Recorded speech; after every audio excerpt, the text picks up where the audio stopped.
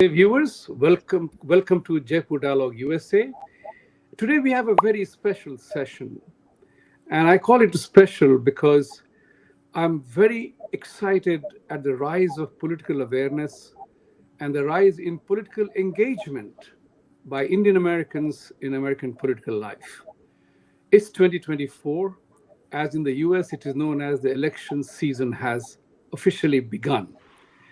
So I have great pleasure in welcoming two Indian Americans who will be contesting in November 2024 for congressional seats from their respective constituencies.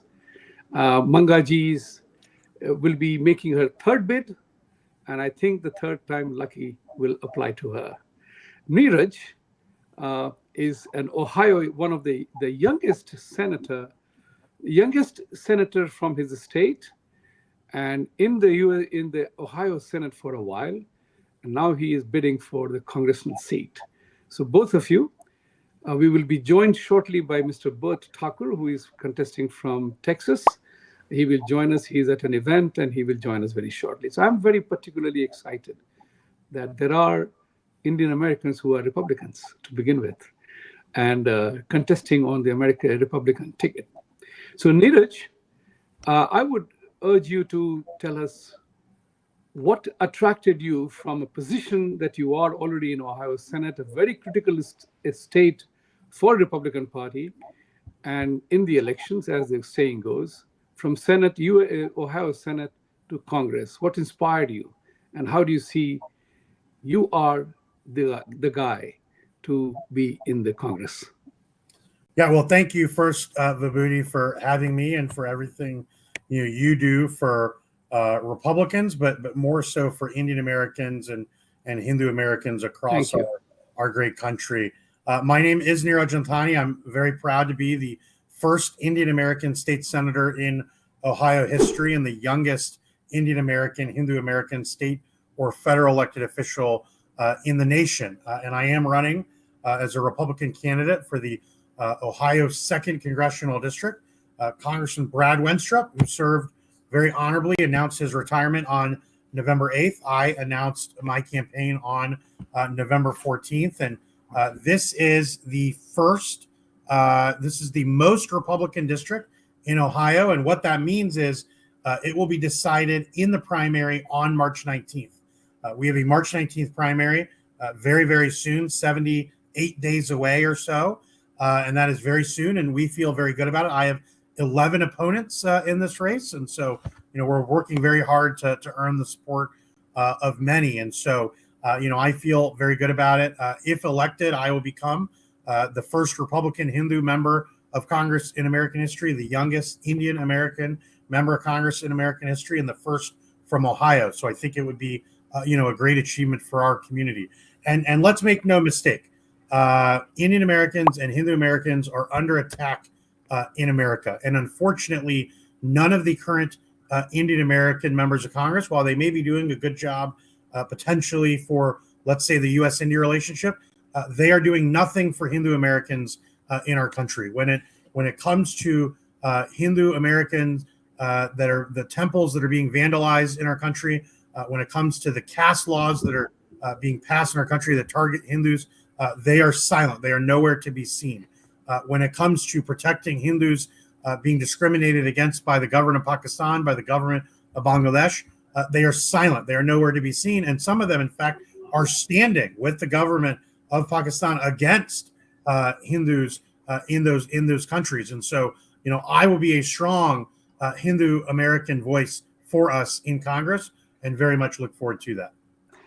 Thank you, Niraj, for bringing that out, because I was going to ask you that, because you will be the first Hindu in the Congress.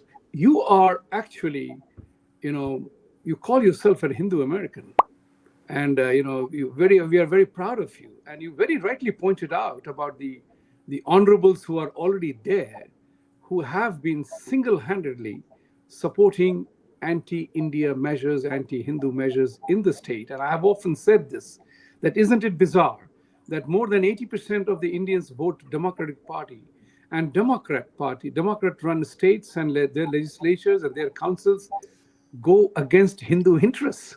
So it is truly bizarre. It's incumbent upon Indian Americans and Hindu Americans, particularly, to begin asking that question of their Congress and of their party. What hell is going on? Mangaji, coming to you, you are a very well known name. You have contested the elections in the past. This is your third time. How do you see, what have you learned from these last two cycles of contests? And how do you think this would be different? Please also, I would like you to introduce yourself by saying that how you worked in the government of United States government, how your son is in military service. Introduce yourself and make your case. Hi, namaskar to all the viewers, and thank you, Vibhuti Jaji, for having me on your show. And this has been my honor to be on the show and Thank you. get myself again introduced to your viewers.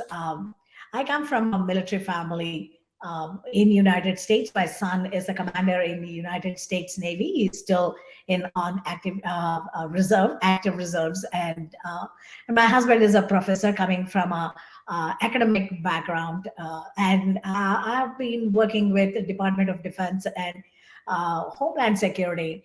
And my last program that I worked on is F-35 fighter jet program, managing $9.2 billion contracts for F-35 programs. So I've ventured into politics, I think, just by accident. I've already told you before.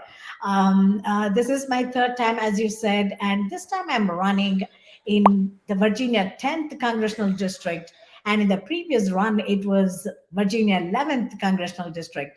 And actually, we moved across from northeast to the southern part of North Carolina because I thought I'm going to take a break from politics from Virginia because I have offers to run from South Carolina. So I thought I'll make a transition. But few things had happened meanwhile that just gave me an awakening that now, and there were other people that approached me that said, no, Manga, you cannot do this. You have to come back and run for office from Virginia, this time from 10th. So I've taken a place to live in the 10th Congressional District temporarily while my house is being built in South Carolina. The reason that I decided to run again from Virginia and the 10th Congressional District is it has a very strong presence of Asian population of 56,000 Asians that live in that district. And it is only a D+6. And that means it just turned blue just 2 or 3 cycles. And there is an opportunity for Republicans to win because it's an open race. The incumbent had retired due to her ill health, and this place has opened up. Looking at the demographics, the local GOP county chairman had asked me, why don't you run from our district if you are willing to do that? Because he couldn't force me because I'm already making a move and transition. So I said, we discussed about it and the demographics and why this district is important to win back. And also another reason is 60% of Asians do not participate in the political process in that district, which is astounding number of people that do not participate. The only reason they, in the survey, they said is they feel abandoned and discriminated. And I think that was the reason that really made me go back and think, why am I not wanting to consider bringing the 60% of Asians of 60,000 population into the political process? I know I was one of the only Indian member of the core team that sued Harvard University for overturning affirmative action. You have interviewed me before over that Yes, case, yes, yes. discrimination case in the Harvard University, and we won in the Supreme Court, and we had overturned the affirmative action. Uh, this has given boost for Asians to come out and say we are discriminated. The so-called DEI we call, that is diversity, equity, and inclusion, is a caste system of United States. You cannot ignore the DEI part of American culture that is growing, and where our Asians and Indians stand in this entire DEI program. We stand nowhere. Even in the Harvard University discrimination case, uh, we weren't, Indians and Asians weren't treated as minorities, and we are not privileged as the white people. So where are we? So I can hear that loud scream, that silent loud screams of Asians feeling discriminated, but they feel very discomforted by having to say the word discrimination. So Thank you very much for your opening part. Niraj, I wanted to get back to you with the subject what Mangaji was talking about. Niraj, I hope you are here. Yeah. The cynicism and frustration that people have in the United States with reference to several initiatives, particularly initiated by Democratic Party. And there is a growing frustration in the minds of people. The violence, the unruliness of the social structure, the discrimination that happens in the name of discrimination. How do you feel that the young people are particularly responding to that? Is it cynicism, anger, frustration? Because college education is $85,000 a year, tuition board, as of now. That's what somebody told me about Columbia University right now. Why the college education is so expensive. So I've mixed up a couple of issues. Take it as you wish. Uh, Sure. yeah. Well, listen, we know that colleges are becoming more and more unaffordable. But look, prior to this affirmative action decision, Indian Americans were being discriminated against. If you had to be in the top 1% of Indian Americans, where as an African American only has to be in the top 50%. A white American only has to be in the top 10% to get into an Ivy League school. So it's absolutely atrocious. I'm very glad the Supreme Court ruled the way they did. Obviously, we're hopeful that universities will actually implement this how they will, and if they don't, they will be sued. But look, our system of higher education is not working, and let me tell you why. It is unaffordable for those at the top, right? We know that the average student leaves with debt, and we can talk about many of the reasons why, but a lot of it has to do with administrative bloat. And what most people don't understand is most Americans are not going to go to college. Only about 29% of Americans have a bachelor's degree, but 89% of Americans graduate from high school. So the question is, what is done for that 50% plus, the majority of Americans who graduate high school but obtain no higher education? They're not necessarily going to go to a four-year school, but what they will do is go to a community college. They will go get a certificate. They will go learn a trade or a skill. And so, the question has to stop being a question of the elites, which is the baccalaureate institutions. The question has to be is how do we help this large majority of Americans, 50% plus, of people who graduate from high school but obtain no higher education? We need to get them into community colleges. We need to help them get into community colleges. We need to help them complete at community colleges. So community colleges do not have an affordability problem. They have a completion problem. Only about 25 to 30% of people who start community colleges finish. And so we need to help people finish community college. And look, there are many, many great careers out there in industry, truck driving, nursing, electricians, welders, and yes, plumbers. And none of this requires a college degree. And our focus should be on that.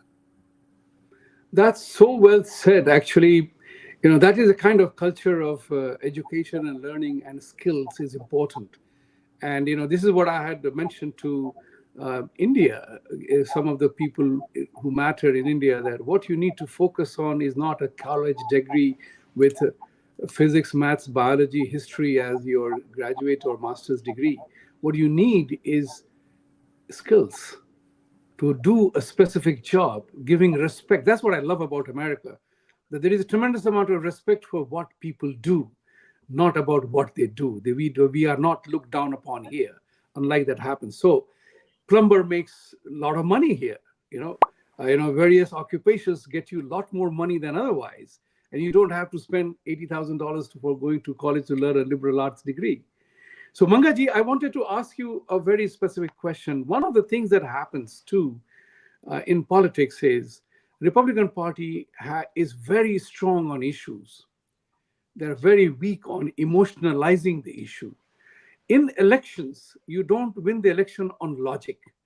You win election when you emotionalize the issue. And I'm looking at Vivek Ramaswamy and how wonderfully he has been able to connect the issue with the emotion of the country. That's the way to go forward. I see a unique character, Vivek Ramaswamy, who has actually been a hit with the public, regardless of what the polls may say. But people have admired him because he connects the logic and the emotion rather effectively. Your thought that going forward, there's one issue on which the Republicans lose big time. Remember, the red wave did not happen just previous election, and Republicans lost out on the emotional content of abortion. You as a mother, you as a woman, you as a Republican woman, how would you address that issue, taking away from the baloney that Democratic Party professes on this account? Your thoughts on that? How would you address that issue? How must the Republicans address that issue? That's one issue. Democrats own, with that, they own 50%, more than 50% of all the women votes in that regard. Oh, Go ahead. absolutely. I knew that you were going to ask me this question somehow because I'm a woman and coming from a blue district, from Yes. the bluer part of Virginia, definitely it is a challenge. Then candidates like Niraj who are in the red districts, this is a challenge for in my district too. And you nailed it by saying, yes, the Democrats always use that issue as the main issue. I mean, they have been winning election after election after election just on that abortion ban issue. And coming to where I stand as a woman and a mother, uh, I do respect life, but I also do respect some changes and understanding that we need to show women in cases of incest and other forced pregnancies that they have to face with.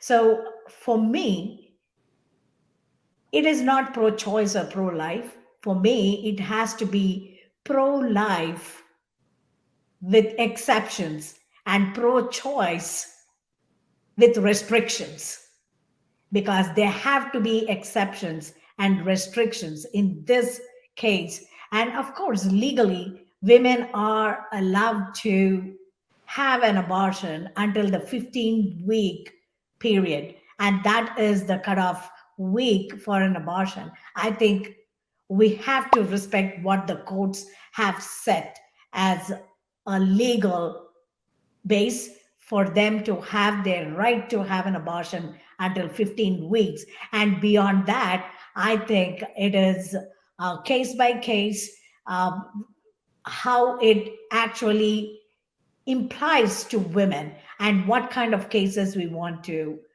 actually give them some leverage for women. In this, I With will just step in exception. here. No choice with restriction is what I go with. Now, you did exactly what I expected you would do as a Republican. You went by logic and reasoning, right? I'm saying people are on the Democratic side, what they are peddling is it is women's right to abort or not to abort anytime, any time of the sequence, Yes. and whatever time it might be. You cannot take that right away, 1 week or the ninth month. My question is it a women's rights issue? That's what the emotional content here is. Where is the emotional content when a woman and a man are careless enough to indulge in an act which ends up into a pregnancy, unwanted pregnancy? My question here is, how about instilling that sense that when you indulge in an act, you know the consequences of that? Exactly. How do we put that argument into the whole process? 2 minutes for that, and then I will go back to Niraj on this issue. Well, this is just not women's rights. As long as they understand there has to be pro life with exceptions and pro choice with restrictions. And this is how I want to look at it. This is just not women's rights, it's human rights of a life. I mean, abortion in the late terms is, I think, is gruesome. It is intentional. It is no less than a murder. So definitely late term pregnancy terminations is something that I do not support. We have to go case by case and see, I mean, which are the legitimate cases, and is it for a health reason, is it to save the mother's life? I mean, there are n number of things that you have to look at before you make that decision, whether it is an exception or a restriction.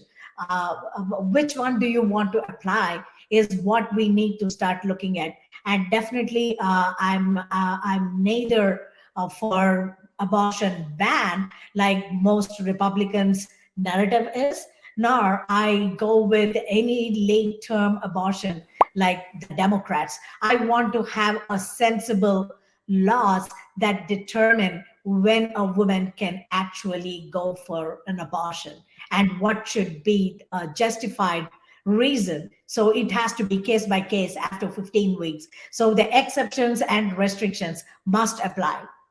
I like that. I like that choice of word of exceptions and restrictions, which means risk, responsibility, and accountability. Thank you very much. Neeraj, I'm coming to you on the same subject because it is a subject that will never die down in America because Roe versus Wade has happened, and Supreme Court took a stand on that. Democrats are past masters in tactical weaponry and tactical use of issues. How would you go about it?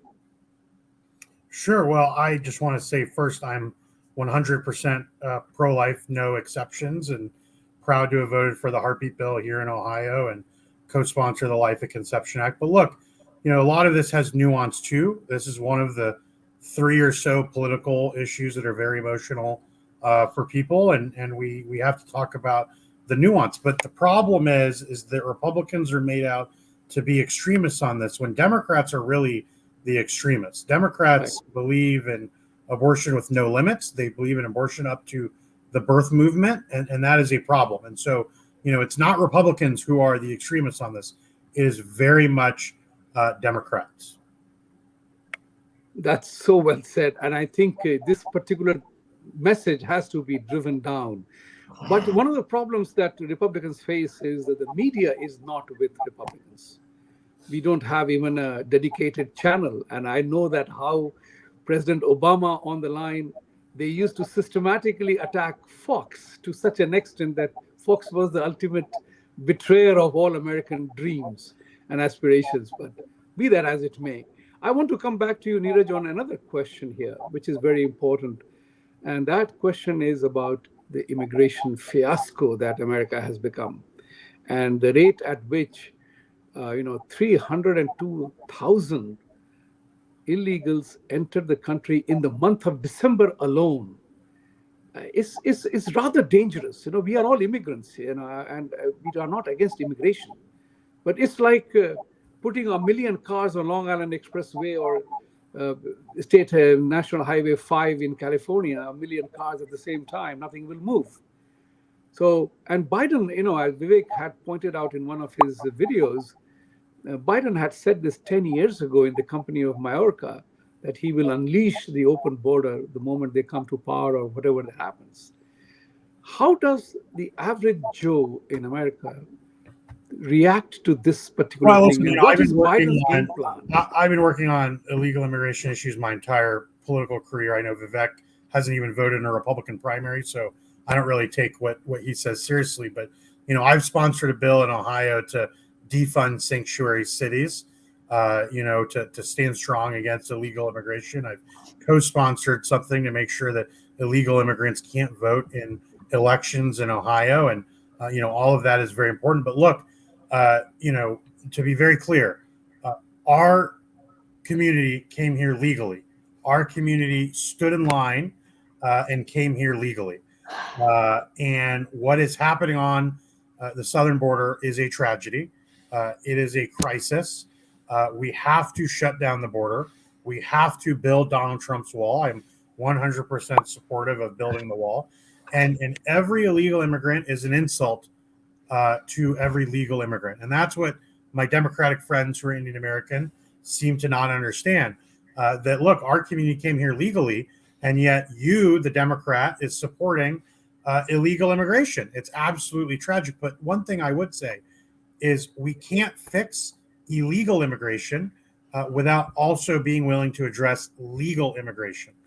I do not support a pathway to citizenship. I do not support the legalization of those who are illegally, but we do need to fix the country cap issue. We do need to fix the H-1B issue. We do need to fix a variety of legal immigration issues as well.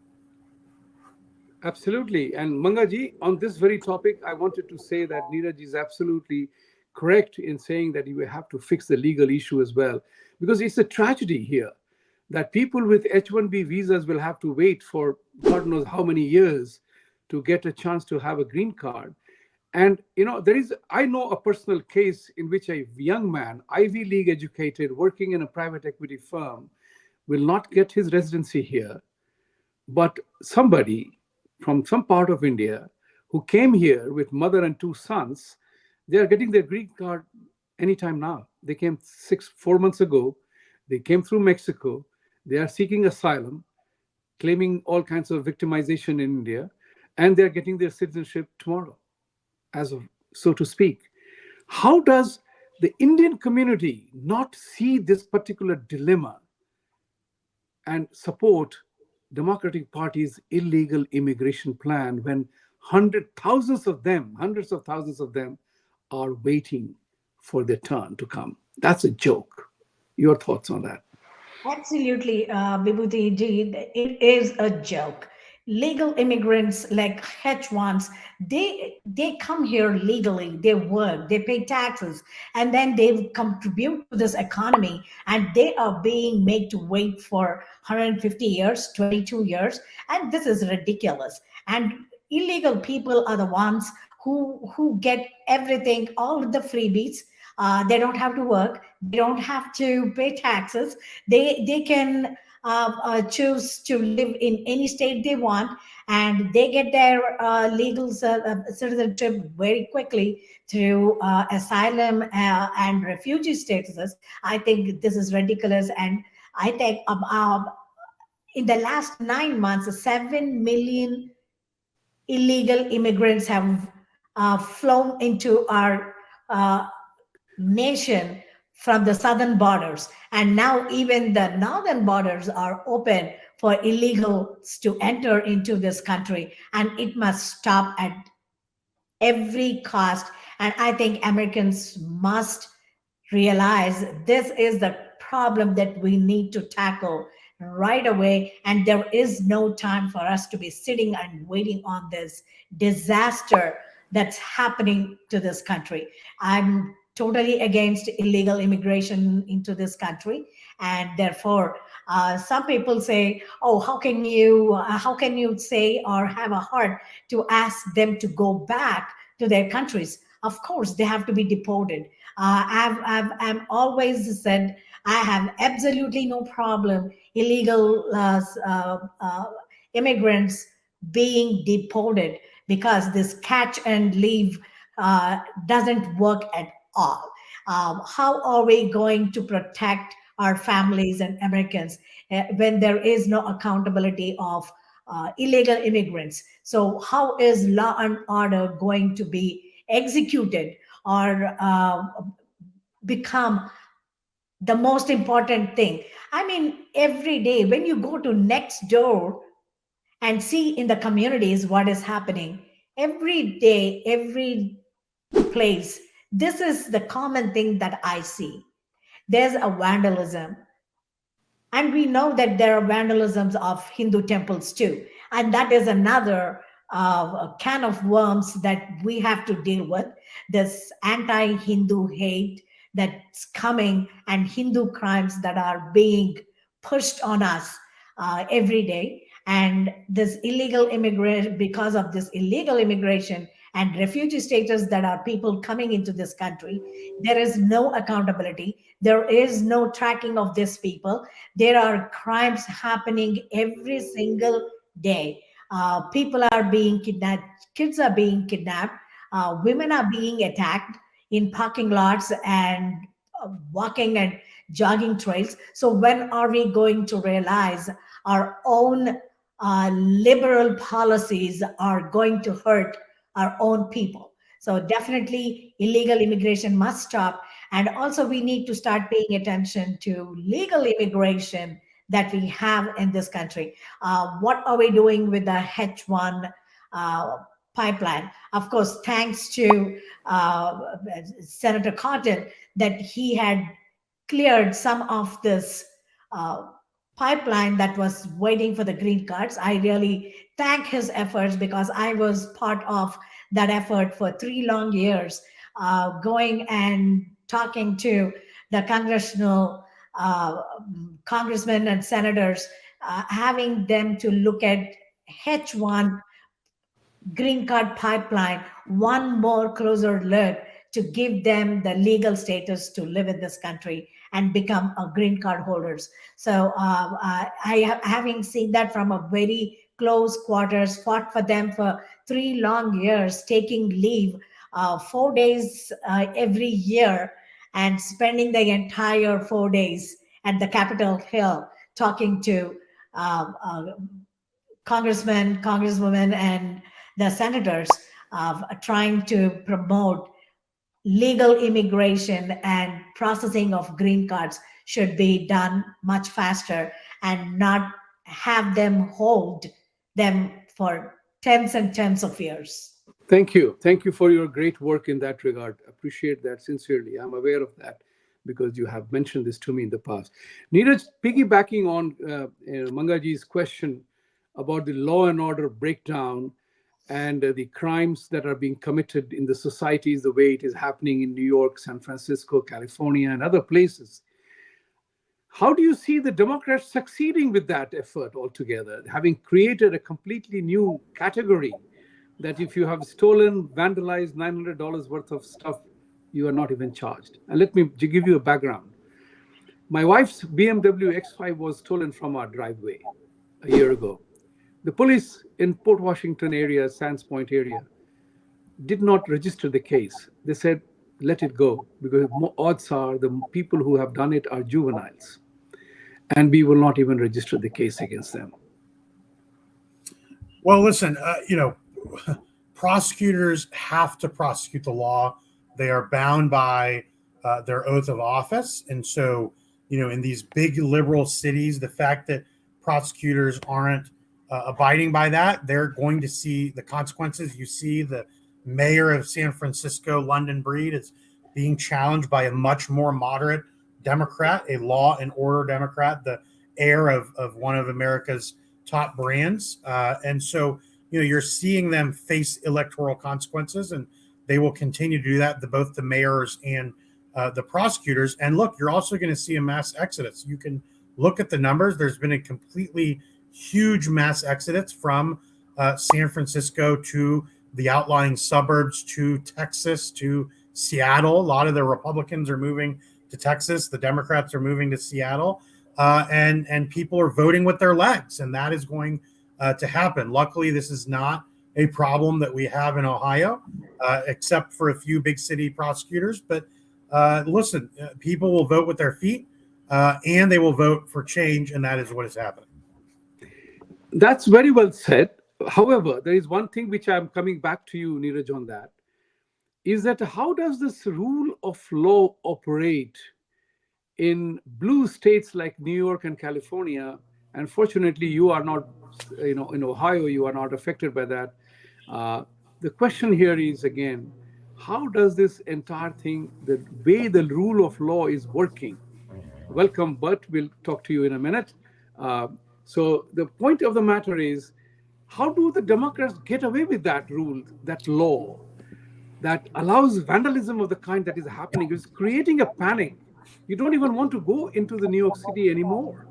Well, yeah, I don't think they are getting away with it. I think they're facing consequences. I think, London Breed and San Francisco is a perfect example, and I think they'll continue to face consequences. And so, you have to remember a lot of these police unions are Democratic, and I think the Democratic leadership in these big cities are going to face consequences and continue to face consequences. And so, look, even independent voters don't want this. Independent voters who maybe are more socially liberal, they do not want law and order. They don't want law and order to be liberal. They want law and order to be conservative. And so, especially on, you're looking at, I think there was a city in actually maybe Texas that elected a Republican. No, I'm sorry. This was in Charleston, South Carolina, elected a Republican mayor for the first time. And then I think the Democratic mayor of Dallas became a Republican. And so, you're seeing sort of this shift in cities on the law and order issues, right? We know what people want. People want a good job that puts food on the table for their family. They want good schools and safe streets, right? Those are the three tenets of the basic American dream, right? A home to put, housing over your head, put food on the table, a good job, safe streets, and good schools. And when Democrats do something to jeopardize one of those main tenets, it's going to cause consequences for them. I hope it does, and I hope it does. And I welcome Mr. Burt Thakur. Burt is a short name for what I know his name is Siddharth, Siddharth Thakur. But you came late. Never mind. I'm glad you are here. We have had substantial conversation with both Niraj Antani ji and Manga ji. I wanted you to quickly introduce yourself to the audiences. We have a few minutes left. So go ahead, make your pitch. Why you? Well, first of all, thank you so much, Vibhuti ji, for having me, and Miss Manga. It's always a pleasure to see you. Niraj, what a joy to see you up here. I am running for the United States House of Representatives from Texas in District 26, and the incumbent decided not to run. We're in a solid Republican seat, and the seat is open, and so I'm running. हम बिहारी हैं, पटना से. अभी 30 साल हो गए यहाँ. And I'm a proud conservative Republican. I'm a United States Navy veteran who served honorably during 9/11 from 2000 to 2006. And during that time, I got my American citizenship. And right now, what inspired me to run was seeing that plane take off from Afghanistan and the bodies falling off. It was so symbolic of the trajectory that we're headed down. And I think it's high time that we had strong conservatives, Indians, who are in government, because a rising tide raises all ships. And I think we bring a lot to the table. And currently, we have a lot of issues on our own plate. In addition to the Republican issues, the border, in addition to the fact that our economy is a complete mess, in addition to the fact that our national security is seriously at risk, our education, we're 24th, 36th, 38th in the world. But when it comes to Indian issues, there's nobody talking about the 150-year wait times for H-1B visas to go into green cards. We are constantly at a point where administration after administration, they're not seeing the value of a partnership between India and the United States. And quite frankly, I'm sick and tired of Americans not governing America. So I'm running.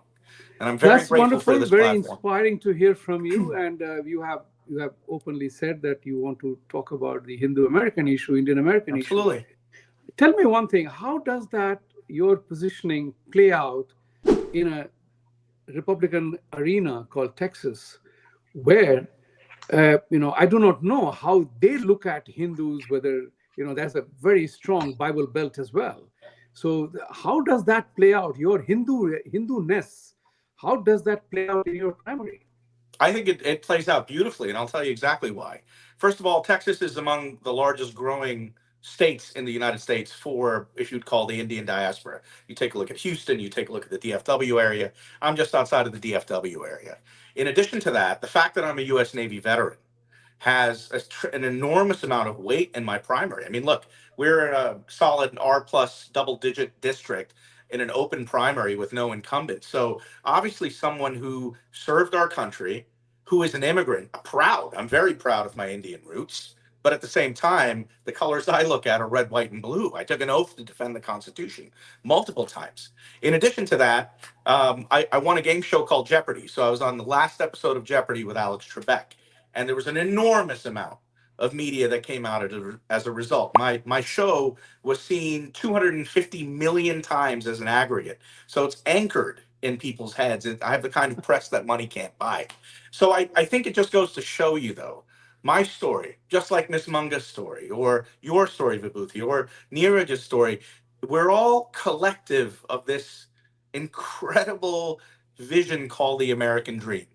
And I think that resonates so strongly with people because what they see in our community are hardworking people who come to this country. I'm an immigrant. You're an immigrant. Munga's an immigrant. I know Niraj was born here, but his family we all have the same virtual story where we come here. We have to figure out the language, figure out the culture, figure out where we. Guess what? This plays with politically with a lot of people in the Republican Party who espouse family, hard work, God, education, the notion of fraternal love, of loving your fellow man, this notion of loving this country, loving freedom, loving democracy. I am not somebody who is one of them. I'm somebody who's one of us. And I think specifically what I've noticed through my canvassing, through my door knocking, through my, stump speeches that I give, through all the politicking that I've done, if I may say so, I'm finding there's such a tremendous amount of support and unity in these ideas. Because guess what? And I'll say something right now. I'm not white. I'm not black. I'm an American. Very well said. Very well said. In the last few minutes that we have, I just wanted to throw a question to all three of you. And the question is related to a very simple fact.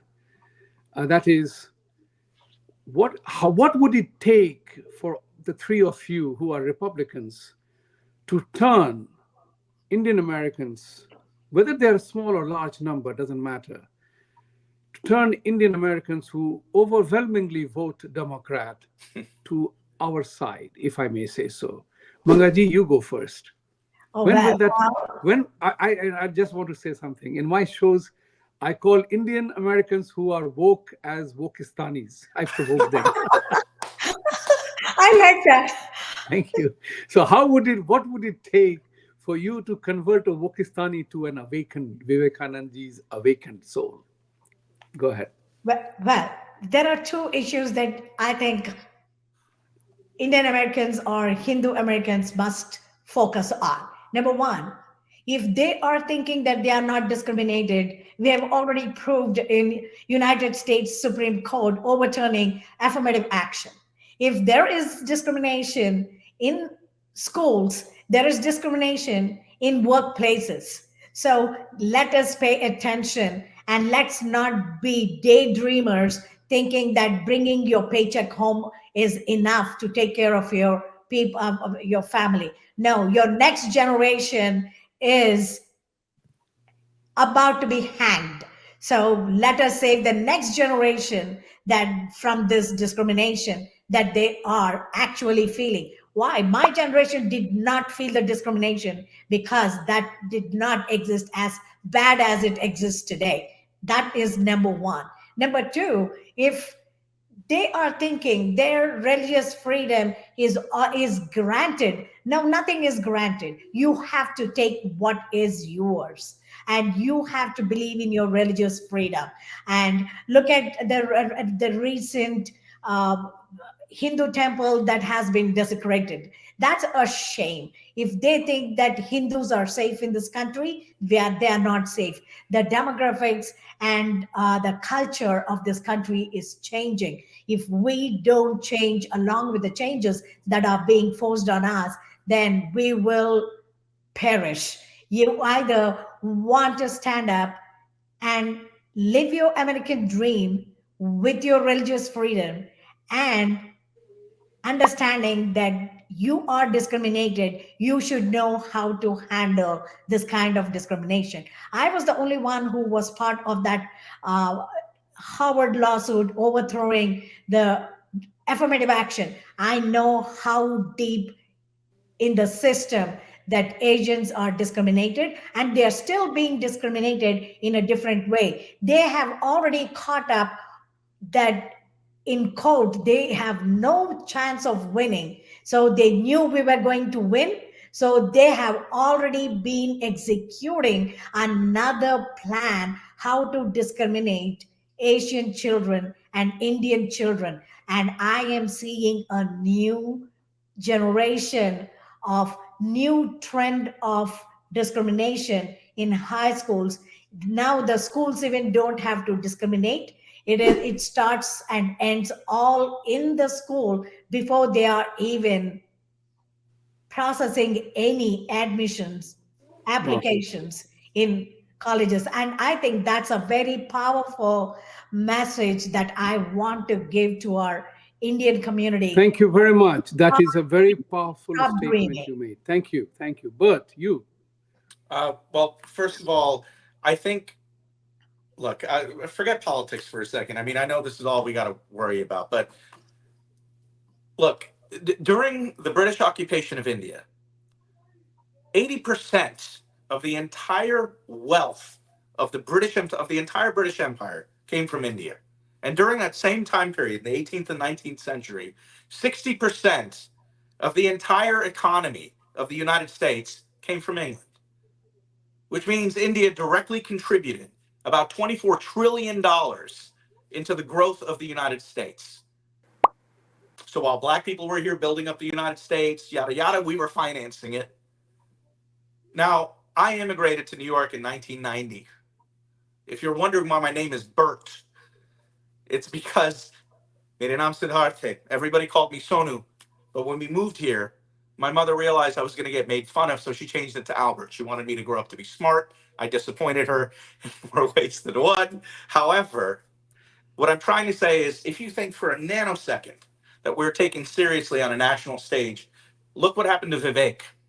Vivek Ramaswamy is a presidential candidate. Everybody in this country knows who he is. Donna Brazile knows who Vivek Ramaswamy is.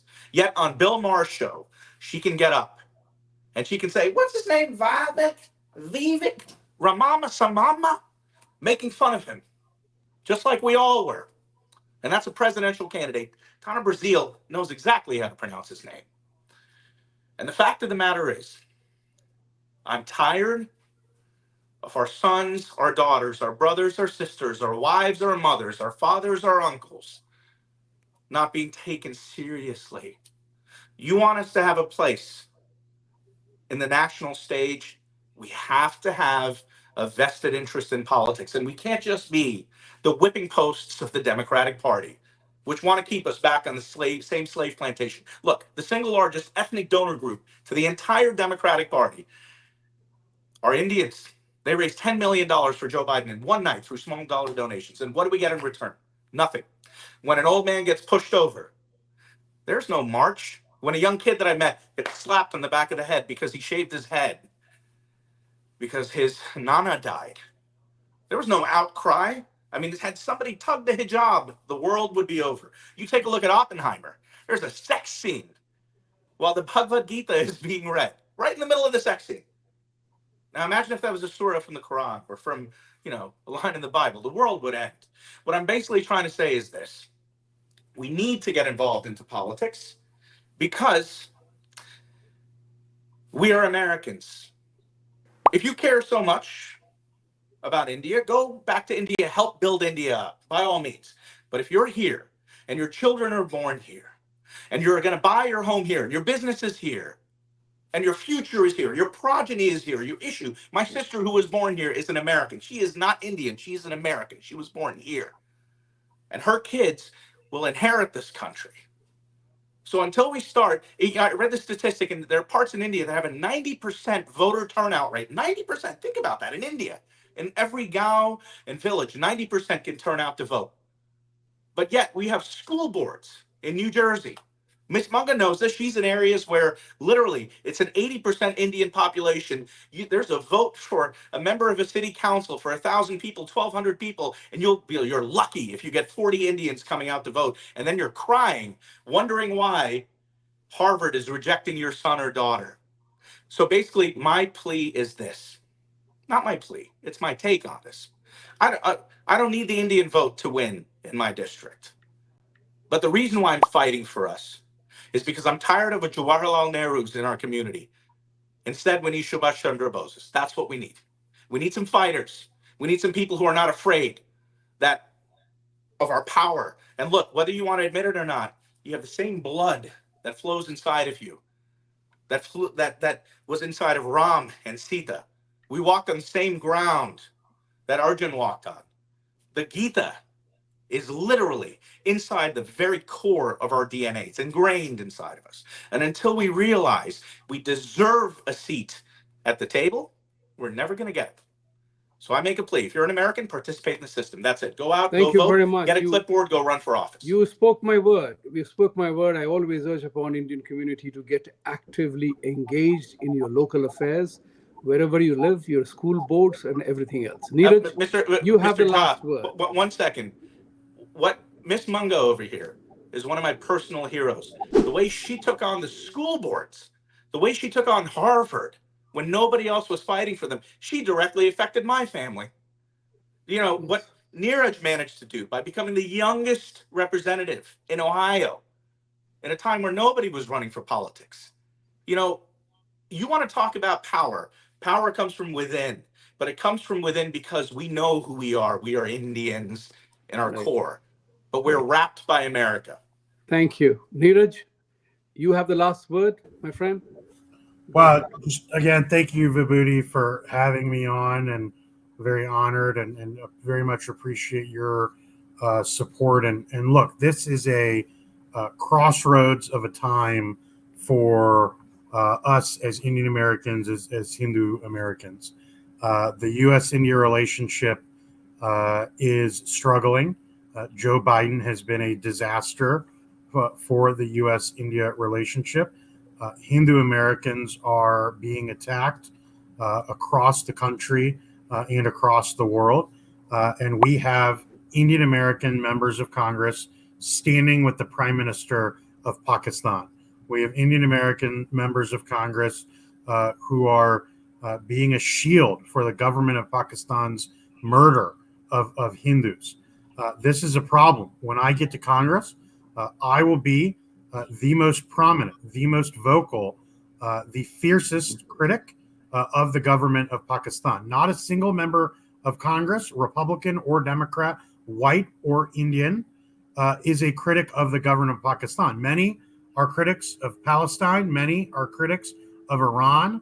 Many are critics of many of our enemies, North Korea and on. The government of Pakistan harbors terrorists. The government of Pakistan kills Hindus. I will be its fiercest critic, and I will hold the government of Pakistan's feet to the fire on a multitude of issues. And that, to me, is incredibly important. And so I ask for everybody's support. We'll be announcing our fourth quarter fundraising number soon. I think we will turn some heads.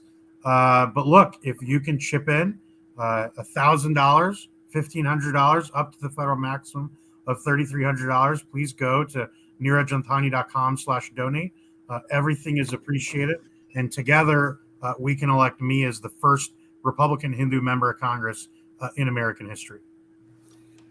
Thank you, Niraj. I think that's a bit of a misnomer. Just 1 minute. I just wanted to, because we are running out of time now, I wanted to say thank you to all three of you for your being so bold, so brave, and so committed to take up the flag that you deserve to carry forward. And and I would appeal to all the viewers, as Niraj requested, contribute.